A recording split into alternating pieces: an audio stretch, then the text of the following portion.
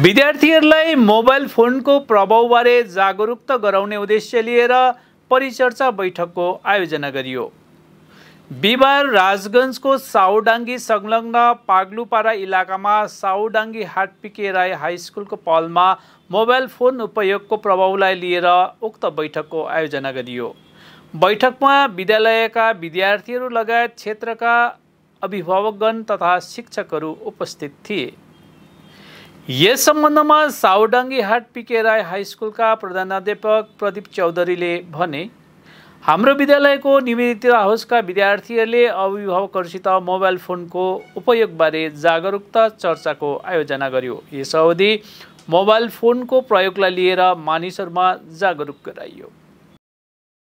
আমরা বিভিন্ন পাঁচটা হাউজের একটা হাউজের আজকে একটা কর্মশালা ছিল।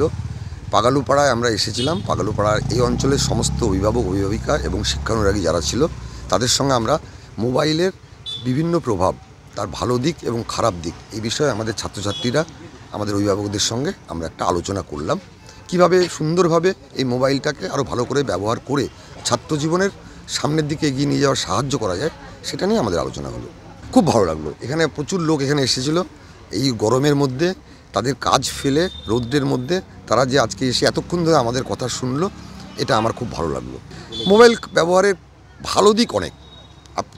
আপনারা যদি বলুন তাহলে আমি বলবো 90% ভালো দিক, হয়তো 15% থেকে 10% খারাপ দিক। কিন্তু এই 10% খারাপ দিকটা আস্তে আস্তে কিন্তু খুব একটা মোহর জায়গায় চলে যাচ্ছে।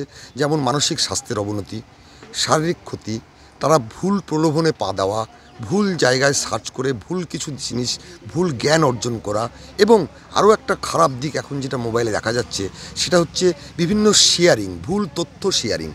ভুল তথ্য শেয়ারিংয়ের মাধ্যমে কিন্তু মানুষ অনেক মিসগাইডও হয়ে যাচ্ছে, বাচ্চারাও মিসগাইড হয়ে যাচ্ছে।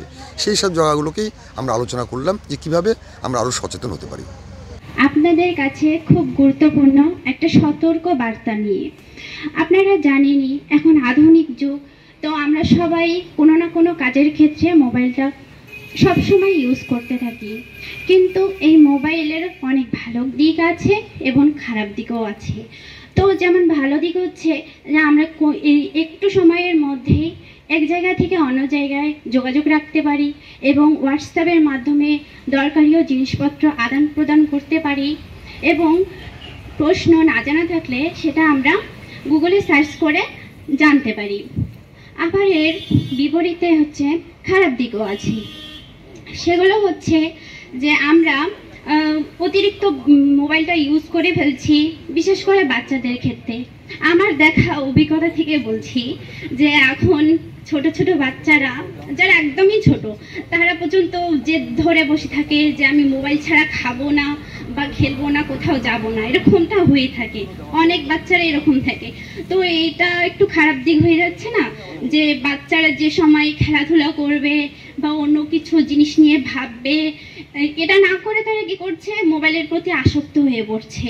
বিশেষত আমাদের যুব সমাজরা আর ছোট ভাই বোনেরা এই মোবাইলের প্রতি আসক্ত হয়ে পড়ার কারণে সামাজিক বিকাশ ঘটতে পারছে না ঠিকঠাক করে, মোবাইলের প্রতি আসক্ত হয়ে যাচ্ছে আর পড়াশোনা থেকে বিরত থাকছে। তো এই দিকটা আমরা সবাই মিলে লক্ষ্য করার চেষ্টা করব এবং মোবাইল নিয়ে সচেতন হওয়ার চেষ্টা করব।